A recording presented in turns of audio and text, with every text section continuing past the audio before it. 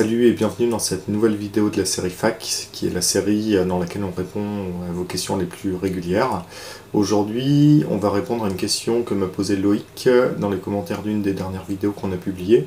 Loïc me demandait comment on choisissait le coloris de son leurre, en fonction de la météo, de l'espèce de poisson, du type de poste.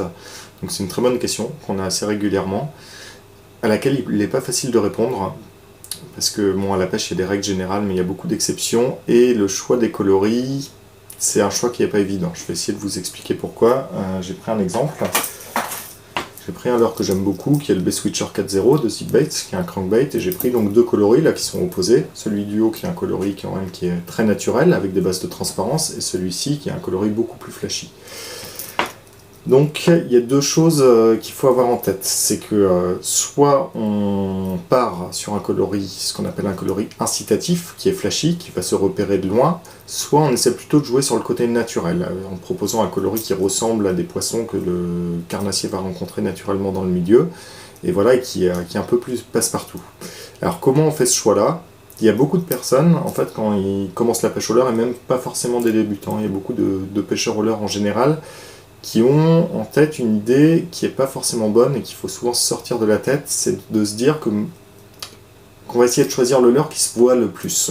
Donc ils vont essayer de proposer un contraste maximum avec l'eau, en se disant que forcément, voilà, si j'ai une eau qui est un tout petit peu teintée, par exemple, ce leurre-là, il va se repérer de beaucoup plus loin que celui-ci. Et ils se disent en fait que si le leurre se repère par les carnassiers à 5 mètres au lieu de 1 mètre ou 1 mètre 50, il y a beaucoup plus de chances de prendre du poisson. Ça, c'est la théorie.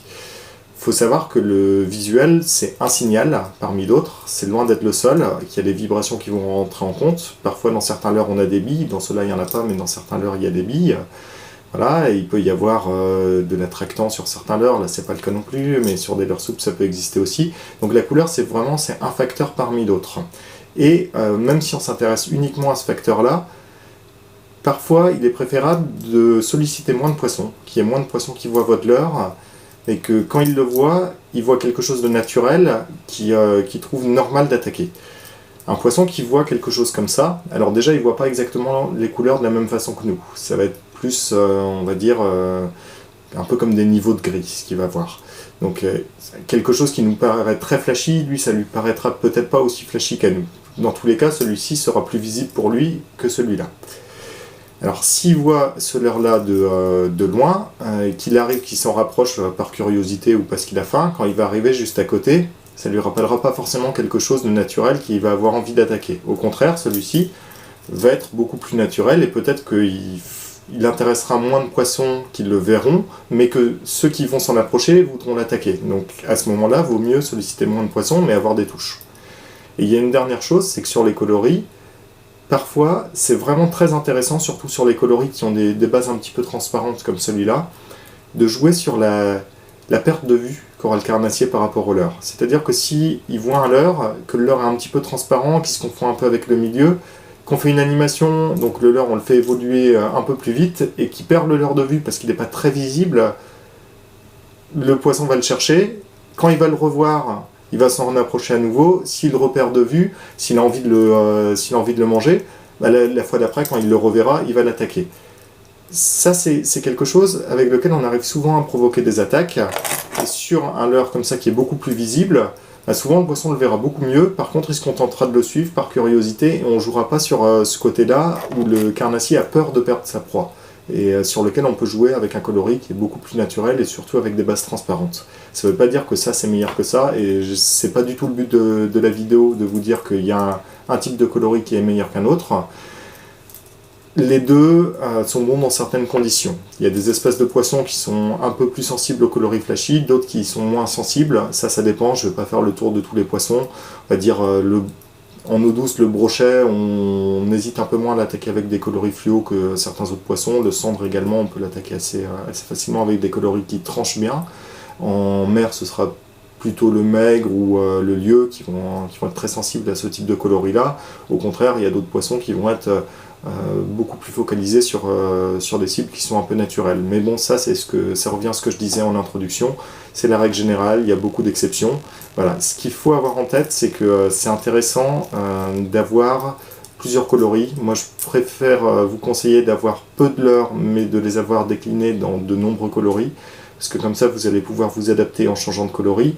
Et c'est toujours préférable d'avoir une dizaine de leurres dans sa boîte à pêche et de les connaître très bien.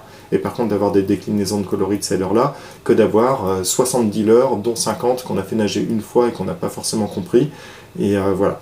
Donc, si vous voulez un conseil, enfin mon conseil, c'est plutôt essayer de cibler des leurres qui sont des références, et puis d'avoir au minimum deux coloris opposés, un naturel et un fluo ou bien visible, ou un blanc, un truc comme ça qui est vraiment très très visible.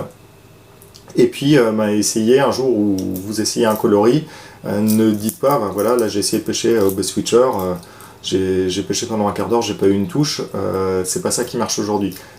Voilà, si je pêche un quart d'heure avec ça et que j'ai pas de touche, après la logique ça va être d'essayer celui-là. C'est vraiment, faut passer au moins deux types de coloris opposés comme ça pour se faire une opinion sur un leurre, à mon sens. Idéalement, pour des leurres comme ça que j'adore, comme le Bass Switcher ou comme le One Up Shad, si on parle de leurres souples, je vais avoir beaucoup plus de deux coloris, mais la base c'est deux coloris opposés comme ça. Voilà, en espérant que ça ait servi, ça resterait des règles générales. Voilà, j'ai pas un conseil en vous disant prenez ce coloris-là plus qu'un autre. Je pense pas que ce soit très utile. Mais ayez en tête comme ça qu'on ne joue pas sur la même chose en prenant un coloris visible et un coloris plutôt naturel, et que les deux sont très intéressants. Il y a des jours ça se passera plus sur un type de coloris et d'autres sur l'autre type de coloris. Voilà, je vous remercie. Si vous avez des questions, n'hésitez pas à les poser dans les commentaires ou à nous contacter par mail. Et je vous dis à très vite. Merci.